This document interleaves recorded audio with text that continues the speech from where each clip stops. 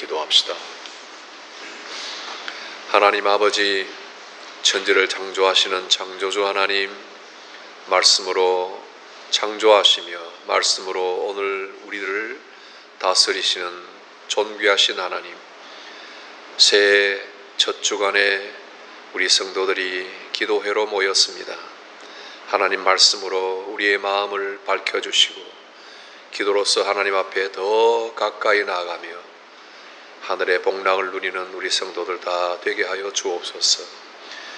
우리가 정해놓은 기도 제목을 따라 기도할 때에 하나님이 가까이 들으시고 우리에게 응답하시며 우리의 새해 발걸음 첫 걸음부터 이 해가 다가도록 늘 동행하여 주옵소서. 이 아침에도 하나님의 은혜로 우리를 가득 채워주셔서 우리의 심령이 배부르게 하여 주옵소서. 예수님 이름으로 기도합니다. 아멘. 성경 말씀 창세기 3장 1절 말씀을 봅니다. 창세기 3장 1절 말씀. 한 절만 보겠습니다. 그런데 뱀은 여호와 하나님이 지으신 들짐승 중에 가장 간교하니라. 뱀이 여자에게 물어 이르되 하나님이 참으로 너희에게 동산 모든 나무의 열매를 먹지 말라 하시더냐. 성도 여러분, 새해에 우리 첫 주간 새벽을 주님 앞에 드리고 함께 기도하게 된 것 함께 감사드릴 제목입니다. 월요일 오늘 아침 우리 창세기 3장 1절 말씀 통해서 하나님의 타락, 하나님의 복된 피조물들이 어떻게 타락하고 거기에서 또 하나님의 은혜가 어떻게 임하는가 같이 봅니다. 그래서 이번 주간에 우리가 함께 볼 말씀, 전체 말씀의 주제는 타락과 은혜입니다. 여러분 어제 주일에 내어드린 프린트물을 참고하시면 기도 제목도 다 있고 하니까 도움이 될 겁니다. 아침에 오늘 창세기 3장 1절 말씀 보는데 하나님은 아담과 하와에게 세 가지를 분명히 말씀하셨습니다. 첫 번째는 이 창조된 모든 동산의 실과들을 다 먹으라 허락하셨습니다. 전부 다 먹을 수 있다. 그 다음에 동산 중앙에 있는 한 나무 열매만 먹지 말아라 그랬습니다. 그리고 세 번째는 그렇게 먹으면 반드시 죽으리라, 이렇게 세 마디 말씀을 주셨습니다. 이 말씀으로 아담과 하와는 자기들이 해야 할 것과 하지 말아야 할 것을 분명하게 알게 되었습니다. 그리고 하나님을 순종해야 된다는 것도 배우고 그 결과도 분명히 알게 되었습니다. 그런데 뱀이 나타났습니다. 곧 사단이 나타나서 이 모든 것을 교묘하게 비틀어 버렸습니다. 오늘 우리는 사단의 이 첫 번째 전략을 보게 되는데 그것은 하나님의 신실성을 의심하게 만드는 겁니다. 하나님은 분명히 먹는 날에는 너희가 죽는다, 반드시 죽으리라, 이렇게 2장 17절에서 말씀하셨습니다. 그런데 사단은 너희가 결코 죽지 아니하리라 하고 3장 4절에 이야기합니다. 반드시 죽으리라, 결코 죽지 아니하리라. 이건 두 말은 상반된 이야기죠. 하와 앞에 두 다른 말이 놓여 있습니다. 둘 다 같을 수가 없고 둘 다 참일 수가 없습니다. 하나는 참이면 하나는 거짓말이죠. 하와는 어느 쪽을 믿고 선택을 했을까요?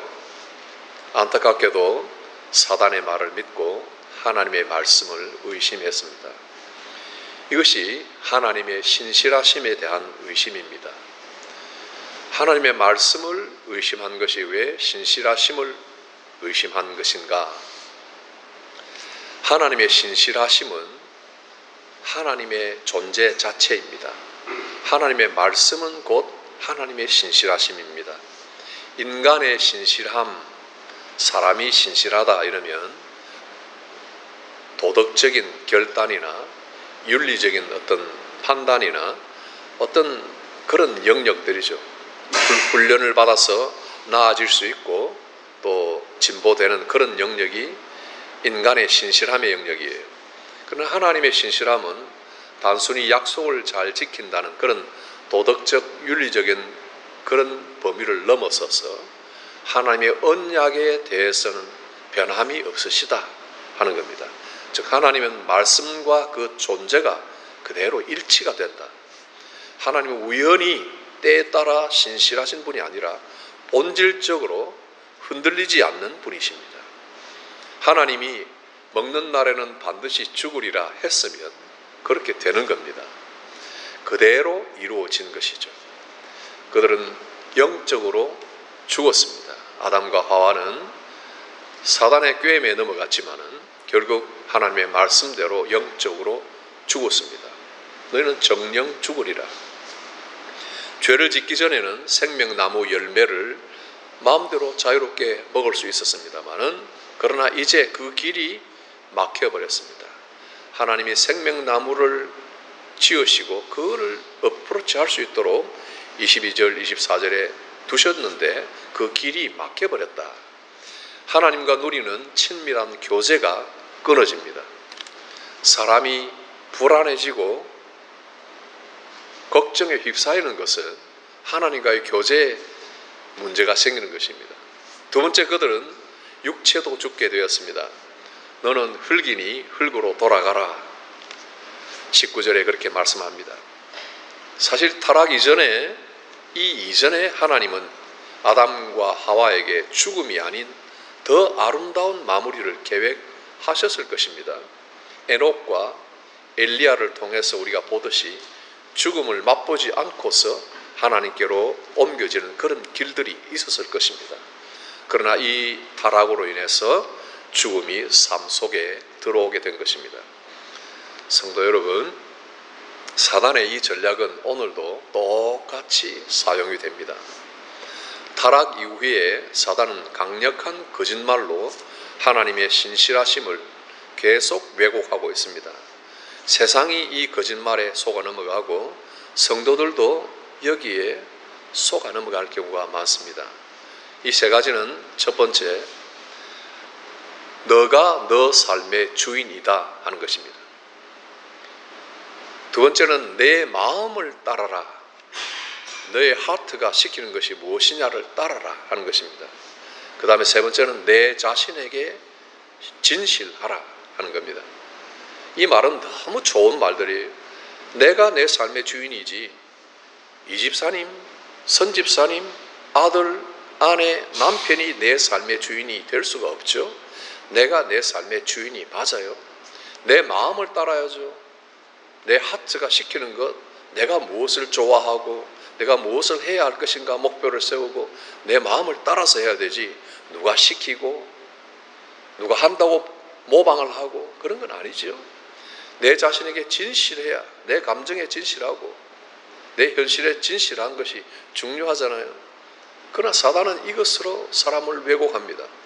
이 모든 것에 하나님이 전부 제외가 되어 있습니다.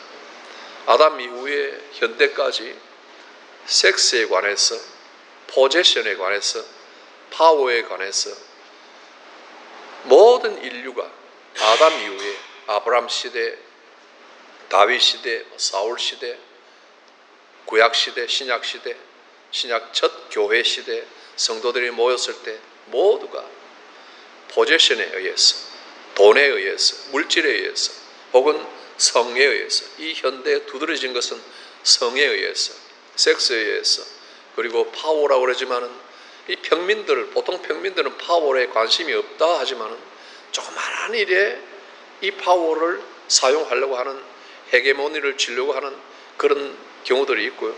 현대에 가장 두드러진 것은 타임입니다.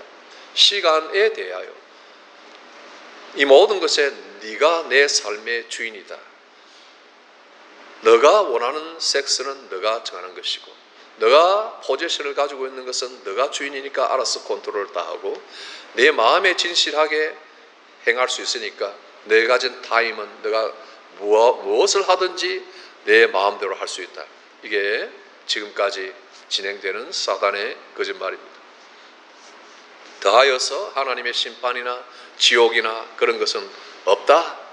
죄를 지어도 별일이 없지 않냐?